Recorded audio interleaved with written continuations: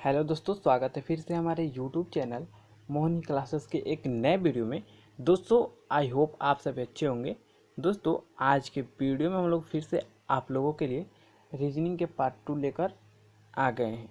आज का वीडियो बहुत ही इंटरेस्टिंग होने वाला है, क्योंकि आज के वीडियो में बहुत ही महत्वपूर्ण प्रश्न को कवर किया जाने वाला है, जो कि army, CRPF, Bihar police, railway, SSC, GT, navy इत्यादि क्वेश्चनों में इत्यादि एग्जामों में पूछे जाते हैं। तो दोस्तों, आई होप आप लोगों को वीडियो पसंद आएगी। दोस्तों, अगर वीडियो आपको पसंद आए और आप हमारे चैनल पर पहली बार विजिट किए हैं तो आप हमारे चैनल को सब्सक्राइब कर लीजिएगा, ताकि हमारे किसी भी वीडियो का नोटिफिकेशन आपको सबसे पहले मिल जाए। दोस्तों, आप लोगों के लिए एक टेलीग्राम चैनल का भी बनाया गया है। टेलीग्राम चैनल को भी दोस्तों आप लोगों के लिए भी एक टेलीग्राम चैनल को बनाया गया है, जहां से वहां से आप क्यूज खेल सकते हैं और हमारे जो भी PDF ODF है आप वहां से पा सकते हैं। तो दोस्तों, आई होप आप लोगों को वीडियो पसंद आएगी। तो दोस्तों, बिना आपके कीमती वक्त गंवाए वीडियो को शुरू करते हैं। तो दोस्तों, आज का वीडियो का पहला नंबर क्वेश्चन होने वाला है, उस संख्या की पहचान करें जो दी गई श्रृंखला से संबंधित नहीं है। तो दोस्तों, ये सब क्वेश्चन जैसे ये क्वेश्चन CPO 16/3/2019 के बैच मॉर्निंग में पूछा गया है। तो दोस्तों, ये सब क्वेश्चन हर एग्जाम में आता है, क्योंकि ये छोटे छोटे जो क्वेश्चन है वो बहुत कंफ्यूज करते हैं। तो इसमें श्रृंखला से संबंधित नहीं है, उसको आपको ढूंढना है। तो सबसे पहले श्रृंखला को मिलाएंगे कि श्रृंखला कैसा आपका चल रहा है। तो सबसे पहले यहाँ पे आपका 4 प्लस किया है, फिर यहाँ पे आपको यहाँ से उठा के 2 प्लस किया है, फिर आपको 4 प्लस किया है, फिर आपको 2 प्लस किया है, और यहाँ से आपको फिर 4 प्लस करता, तो आगे श्रृंखला यहीं तक रुक गई है। अब इधर से मिलाते हैं। सबसे पहले यहाँ पे 4 प्लस किया है, सेम वही प्रॉब्लम, सेम वही सॉल्यूशन। फिर आपका 2 प्लस किया है, फिर आपका यहाँ पे 4 प्लस करने वाला है, तो यहाँ पे आपका 3 प्लस आया है। ये हमारा हो सकता है आंसर। फिर आपका अगर 4 प्लस किया होता तो यहाँ पे 2 प्लस करता तो 16 और 2 18 होगा। तो फिर यहाँ पे आपका 2 प्लस हो गया। तो दोस्तों, आपका सही जवाब हो जाएगा 15। 15 देखिए किस ऑप्शन में दिया गया है। आप क्वेश्चन को समझ गए होंगे किस प्रकार ये बनाया गया है। दोस्तों, ऑप्शन नंबर ए आपका सही जवाब होगा। आई होप आप लोग इस क्वेश्चन को समझ चुके होंगे। दोस्तों, आपको यहाँ से 4 + 2 + 4 + 2 और यहाँ पे प्लस बढ़ा था, तो यहाँ पे श्रृंखला खत्म हो गया है। फिर यहाँ से आपका 4 + 2, फिर यहाँ पे आपको 4 होना चाहिए, तो यहाँ पे 3 बढ़ाया है, इसलिए आपका ये जवाब सही होगा। फिर यहाँ पे 2 बढ़ाया है। ऑप्शन नंबर ए आपका सही जवाब है। दोस्तों, नेक्स्ट क्वेश्चन को कवर करेंगे, जो कि बहुत ही इंटरेस्टिंग सवाल है। दोस्तों, ये सवाल बार बार आपको पूछा जाता है। तो दोस्तों, हमारा नेक्स्ट क्वेश्चन है, नेक्स्ट क्वेश्चन बहुत ही मज़ेदार होने वाला है। दिए गए श्रृंखला में प्रश्न चिन्ह के स्थान पर कौन सा अंक आएगा। दोस्तों, ऐसा क्वेश्चन आपको हर एग्जाम में लगभग पूछा जाता है, इसलिए आप इस क्वेश्चन को ध्यान से सीखिएगा। इसका भी कुछ ट्रिक आता है। तो आपका ऑप्शन नंबर ए को हम लोग मिलाएंगे कि ये किस प्रकार संबंधित है, फिर इसको मिलाएंगे। ठीक उसी प्रकार आपका इसमें रूल लगाएंगे, वही रूल से आपका यहाँ पे श्रृंखला में जो प्रश्न चिन्ह के स्थान पर आने वाला है वही आएगा। तो दोस्तों, सबसे पहले हम लोग 12 + 8, 12 8 कितना होता है, 12 8 20, 20 का स्क्वायर करेंगे तो 20 का स्क्वायर तो आपका 4 से आएगा, 20 का स्क्वायर नहीं होगा। सबसे पहले 12 का स्क्वायर हम लोग करेंगे 144 होता है, फिर 8 का स्क्वायर माइनस करेंगे 64, 8 का स्क्वायर 64 होता है, तो आपका हो जाएगा 80। जी हाँ, यही इसी आपको ट्रिक से बनाया है कि 12 का स्क्वायर किया है, फिर 8 का स्क्वायर माइनस कर दिया है, 12 का स्क्वायर करके 8 का स्क्वायर माइनस कर दिया है, आपका 80 आ गया यहाँ पे। फिर सेकेंड में ये रूल अप्लाई करेंगे कि ये रूल अप्लाई होता है या नहीं होता है। तो 16 का स्क्वायर हो गया 256, 16 का स्क्वायर हो गया आपका 256 और 6 का स्क्वायर हो गया 36। तो 256 में से हम लोग 36 घटाएंगे तो आपका 220 बचेगा। 220 बचेगा। ये भी रूल अप्लाई इसमें होता है, ये रूल भी अप्लाई इसमें होता है। ठीक वही रूल इस वाले ऑप्शन में हम लोग अप्लाई करेंगे। तो 25 का स्क्वायर हो गया आपका 625 और 20 का स्क्वायर हो गया आपका 400। तो 625 में से हम लोग माइनस कर देंगे 400 तो आपका आएगा 225, जो कि ऑप्शन नंबर बी में दिया गया है। ऑप्शन नंबर बी आपका सही जवाब होगा। दोस्तों आशा करता हूँ कि इस क्वेश्चन को आप लोग समझ चुके होंगे। बढ़ते हैं नेक्स्ट क्वेश्चन की तरफ। ये भी नेक्स्ट क्वेश्चन भी हमारा इम्पोर्टेंट क्वेश्चन होने वाला है। तो दोस्तों नेक्स्ट क्वेश्चन है हमारा, दिए गए पैटर्न का ध्यानपूर्वक अध्ययन करें और उस आंकड़े का चयन करें जो प्रश्न आकृति में दिए गए पैटर्न को पूरा करेगा। तो दोस्तों आपके पास जब भी एग्जाम में ये आकृति वाले सवाल आए तो करना आपको कुछ नहीं है, सेम आपको उस प्रश्न चिन्ह से आपको मिलाना है और ठीक उसी प्रकार आप लोग आंसर निकाल सकते हैं। सबसे पहले ये आप गोला बनाइए, फिर यहाँ पे वर्ग बनाइए और फिर इसको इस तरह मिला दीजिए और यही ऑप्शन देखिए कि किस वाले ऑप्शन में आपका दिया गया है। और यहाँ से भी आपको एक लाइनिंग दिया है, तो ये वाले ऑप्शन आप लोग खोज लीजिए, वही आपका सही जवाब होगा। तो दोस्तों आप लोग मिलाइए कि कौन सा इसका सही जवाब होगा। ऑप्शन नंबर डी तो गलत जवाब होगा, ऑप्शन नंबर सी भी गलत जवाब होगा, ऑप्शन नंबर बी आपका भी गलत जवाब होगा। तो ऑप्शन नंबर ए आपका बिल्कुल राइट जवाब होगा, क्योंकि ऑप्शन नंबर डी नहीं हो सकता है, ऑप्शन नंबर बी नहीं हो सकता, सी नहीं हो सकता है और ऑप्शन नंबर बी भी नहीं हो सकता है। इसलिए ऑप्शन नंबर ए भी आपका सही जवाब होगा। सेम आपका मिल भी रहा है, आप लोग देख सकते हैं कि सेम आपका मिल रहा है ऑप्शन नंबर ए से। ऑप्शन नंबर ए आपका राइट जवाब होगा। दोस्तों बढ़ते हैं नेक्स्ट क्वेश्चन की तरफ। तो दोस्तों नेक्स्ट क्वेश्चन है हमारा, नीचे 4 विकल्प दिए गए हैं, 3 किसी न किसी प्रकार समान है लेकिन एक असमान है, अलग चुने। यानी कि ये जो नीचे 4 विकल्प को दिए गए हैं इनमें से 3 एक समान है और एक अलग है, अलग को हम लोग को चुनना है। तो दोस्तों सबसे पहले हम लोग देखेंगे कि अलग कौन है। पहला ए नंबर में है घंटे, बी नंबर में है मिनट, सी नंबर में सेकेंड और डी नंबर में है समय।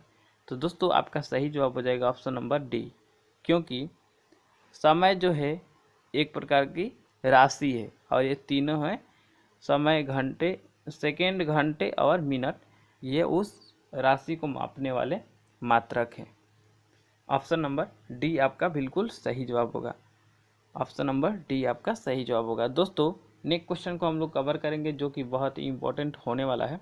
दोस्तों नेक्स्ट क्वेश्चन आप लोग देख सकते हैं, कागज का एक टुकड़ा मुड़ा हुआ है जैसे कि नीचे दिए गए आंकड़ों में दिखाया गया है। दिए गए उत्तर के आंकड़ों से इंगित करें कि इसे खोलने पर कैसा दिखाई देगा। दोस्तों कागज के इस टुकड़े को इस प्रकार मोड़ा जाए, पहले आपको यहाँ पे इस प्रकार मोड़ा गया है, फिर उसको यहाँ पे इस प्रकार मोड़ा गया है और फिर यहाँ पे इसको इस प्रकार मोड़ा गया है। तो इसको खोलने पर आपकी कैसी आकृति दिखाएगा। तो लास्ट में आपको कुछ कटिंग किया गया है, आप लोग कटिंग को देख लीजिए। ठीक इसी प्रकार चारों खांदा में आ जाएगा। तो हम लोग इस प्रकार के क्वेश्चन को हम लोग ऑप्शन से बनाएंगे, क्योंकि ऑप्शन से बनाने में आपका बहुत ही कम समय लगेगा और जो भी ऑप्शन आपका नहीं मिलेगा उसे आप लोग काटते जाइएगा। तो आप लोग देख सकते हैं कि यहाँ पे जो त्रिभुज बनाया है उसका सिरा ऊपर की ओर किया है। तो यहाँ पे जो खोलेगा वो नीचे दोनों ओर ऊपर की ओर त्रिभुज का सिरा होगा। तो पहले हम लोग देख लेंगे कि दोनों ओर किसमें ऊपर की ओर त्रिभुज का सिरा है। तो ऑप्शन नंबर केवल सी और बी में दोनों ओर और डी में भी दिख रहा है कि दोनों ओर त्रिभुज का सिरा है। तो ऑप्शन नंबर ए तो हमारा यहीं पे गलत हो गया। फिर हम लोग देखेंगे कि ऊपर से त्रिभुज का सिरा नीचे किस में और किस में है। तो ऊपर से त्रिभुज का सिरा नीचे किस में है, तो ऑप्शन नंबर सी में है दोनों है, बल्कि ऑप्शन नंबर बी में और डी में नहीं है। एक तिरछा कर दिया है और एक को बायां घुमा दिया है। तो आपका ऑप्शन नंबर सी आपका सही जवाब होगा। इस प्रकार के क्वेश्चन को आप लोग विकल्प से अच्छी तरीके से बना सकते हैं, वो भी कम समय में। ऑप्शन नंबर बी आपका सही जवाब होगा। दोस्तों नेक्स्ट क्वेश्चन को कवर करेंगे। नेक्स्ट क्वेश्चन है हमारा। दोस्तों अगर ये क्वेश्चन आपको समझ में नहीं आया होगा तो आप लोग कमेंट बॉक्स में कमेंट जरूर कीजिएगा। दोस्तों नेक्स्ट क्वेश्चन को हम लोग कवर कर रहे हैं। नेक्स्ट क्वेश्चन है हमारा। दोस्तों नेक्स्ट क्वेश्चन है हमारा, मेहनत का सफलता से ठीक वही संबंध है जो संबंध अपराध का ... से है। तो दोस्तों मेहनत का सफलता से क्या संबंध है, तो दोस्तों जो भी मेहनत करेगा उसे सफलता अवश्य मिलेगी। आप भी अभी मेहनत कर रहे हैं, एग्ज़ाम की तैयारी कर रहे हैं, तो आपको भी सफलता ज़रूर मिलेगी। तो ठीक उसी प्रकार अपराध का संबंध किससे है, तो जो मेहनत करेगा उसको सफलता मिलेगी और जो अपराध करेगा उसको सज़ा मिलेगी। सीधी सी बात है। ऑप्शन नंबर ए आपका सही जवाब होगा। नेक्स्ट क्वेश्चन है हमारा, गणित कार्य में रमन के जितने सवाल सही हुए उससे तिगुने गलत हुए। यदि उसने कुल मिलाकर 72 सवाल बनाए तो उसने गणित कार्य में कितने सही सवाल बनाए।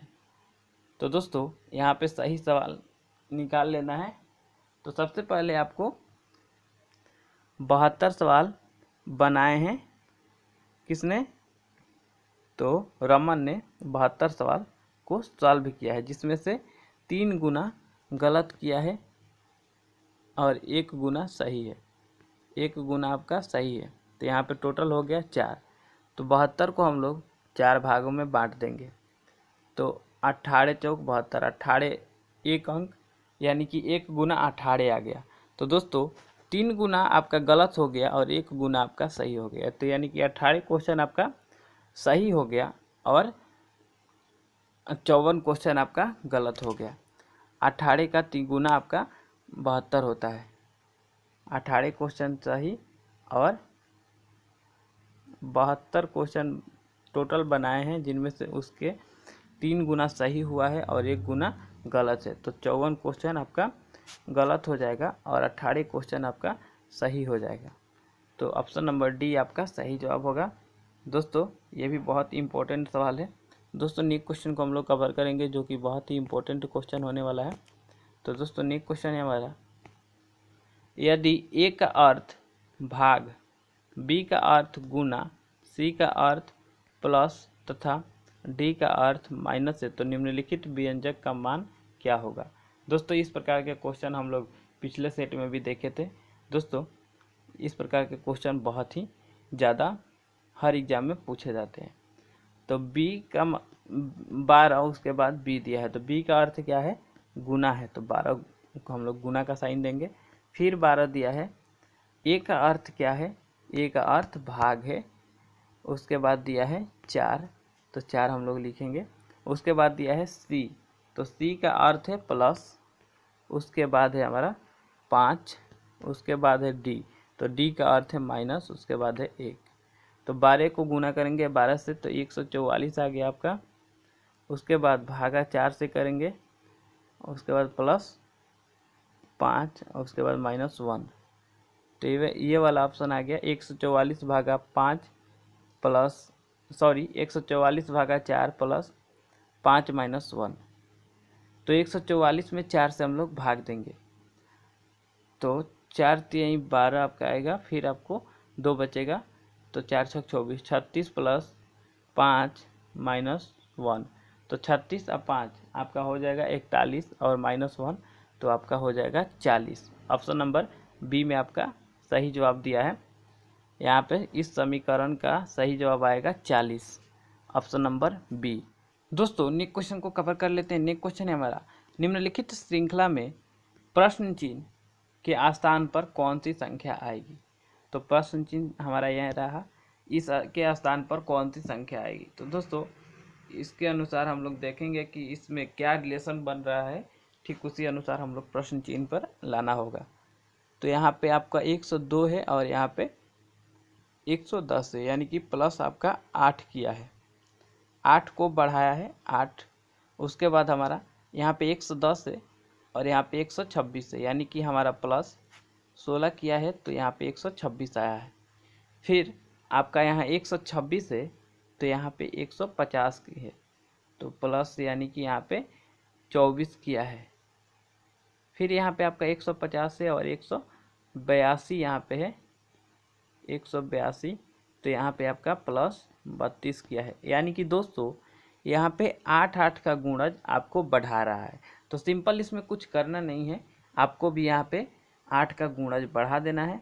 तो 8 चौका 32 हुआ तो 8 5 आपका यहाँ पे 40 को बढ़ा देना है। 182 में आप लोगों को 40 जोड़ देना है, सिंपल आपका आंसर आ जाएगा। तो 182 और प्लस 40 होता है आपका 222। तो दोस्तों 222 हम लोग खोजेंगे कि किस ऑप्शन में दिया गया है। तो 222 आप लोगों का ऑप्शन नंबर डी में दिया गया है। ऑप्शन नंबर डी आपका सही जवाब होगा। दोस्तों बढ़ते हैं हम लोग नेक्स्ट क्वेश्चन की तरफ। आई होप आप लोग क्वेश्चन को समझ चुके होंगे। दोस्तों नेक्स्ट क्वेश्चन है हमारा, उस संख्या युग्म का चयन करें जिसमें दो शब्द के बीच ठीक वही संबंध है जो संबंध दिए गए संख्या युग्म के शब्द के बीच है। तो दोस्तों यहाँ पे युग्म आपका दिया है 216 और 343, यानी कि 216 हमारा 6 का क्यूब हो गया और यहाँ पे 343 जो है वो 7 का क्यूब हो गया। यानी कि एक बढ़ा के यहाँ पे आपका क्यूब दिया है 6 और 7 का। तो ठीक उसी प्रकार हम लोग युग्म को ढूंढेंगे। तो 216 तो हमारा ऑप्शन नंबर ए में भी दिया है, तो यहाँ पे 727, ये ऑप्शन नंबर ए गलत हो गया। ऑप्शन नंबर बी हम लोग का चेक करेंगे, ये भी गलत हो गया क्योंकि ये पास वाले क्यूब नहीं है। ऑप्शन नंबर सी हम लोग देखेंगे तो ये 27 जो है 3 का क्यूब हो गया और 125 5 का क्यूब हो गया, ये भी ऑप्शन आपका गलत है। 8 डी नंबर आपका ऑप्शन नंबर सही है क्योंकि 2 का क्यूब आपका होता है 8 और आपका 3 का क्यूब होता है 27, 3 3 9 3 27। ऑप्शन नंबर डी आपका सही जवाब होगा।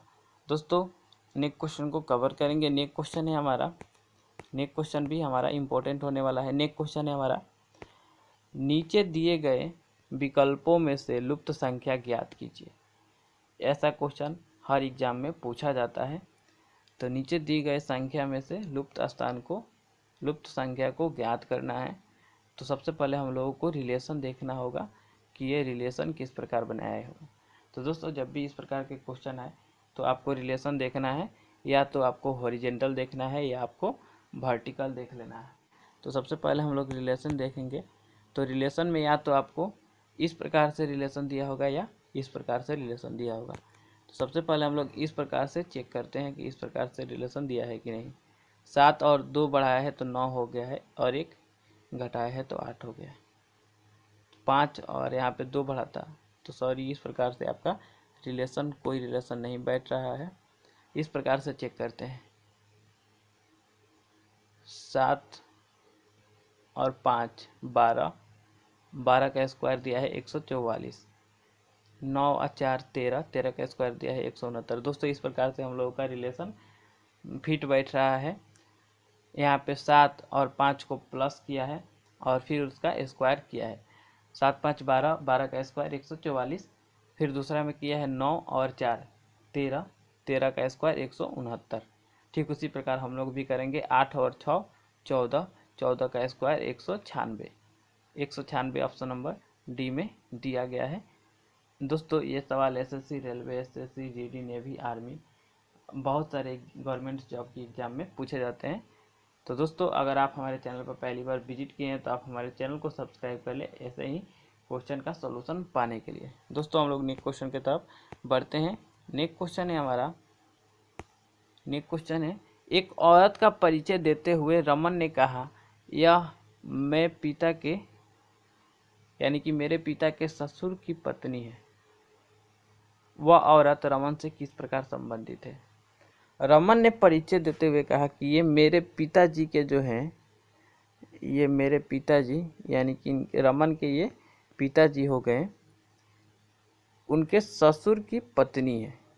तो रमन के पिताजी के ससुर हो गए ये, रमन के पिताजी के ससुर हो गए एस और रमन के पिताजी हो गए पी और रमन हो गया आर।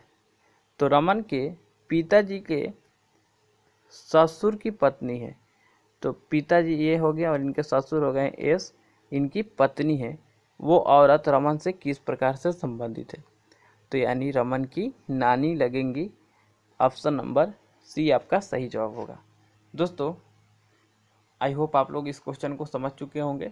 ये हम लोगों का ब्लड रिलेशन से क्वेश्चन आता है। ब्लड रिलेशन से हर एक एग्जाम में एक या दो क्वेश्चन रहता ही रहता है। दोस्तों नेक्स्ट क्वेश्चन को हम लोग कवर करेंगे। उस वन आरेख का चयन करें जो कि निम्नलिखित वर्गों से बीच सही संबंध को दर्शाता है। इंडोनेशिया, एशिया और बांग्लादेश। तो दोस्तों इस प्रकार के क्वेश्चन को हम लोग पीछे वाले प्रैक्टिस सेट में देख चुके हैं। दोस्तों मैं चाहता हूं कि इस क्वेश्चन का जवाब आप लोग कमेंट बॉक्स में कमेंट करें।